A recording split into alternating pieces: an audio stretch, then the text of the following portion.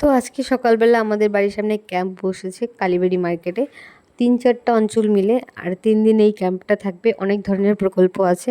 কি, কি আছে ঠিক জানি না, কারণ আমি ভিতরে গিয়েছিলাম। ফ্রিতে গাছ দিচ্ছে সেই কথা শুনেছি। তো সেই কারণে চলে গিয়েছিলাম ওইখানটাতে গাছ নিয়ে আসতে। আর গিয়ে দেখি মিঠিও এসেছে, তো ওদের মর্নিং স্কুল চলছে। আর ওকে তার জন্য আমরা আটকে রেখেছিলাম যে আমাদের সাথে থাক। তো খুব গরম লাগছিল, এই গরমে এত ভিড়। আর ভাবছিলাম যে কোথায় দিচ্ছে সেটা তো ঠিক জানি না, তো চেনা জানা কারোর সাথে দেখা হলে জিজ্ঞেস করব।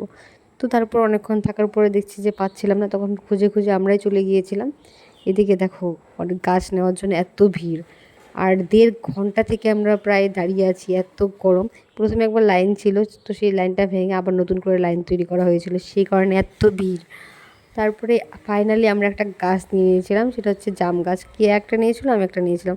কারণ অনেক ধরনের গাছ ছিল সেখানে, সবাইকে আলাদা আলাদা গাছ দিচ্ছিল নিজের মতো করে। আমি চেয়েই নিয়ে এসেছি গাছটা।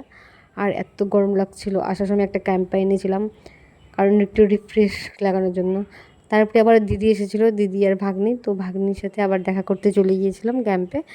আর এসে দেখি একটা পার্সেল এসেছে। তো কেমন লাগলো ভিডিওটা অবশ্যই জানিও। টাটা।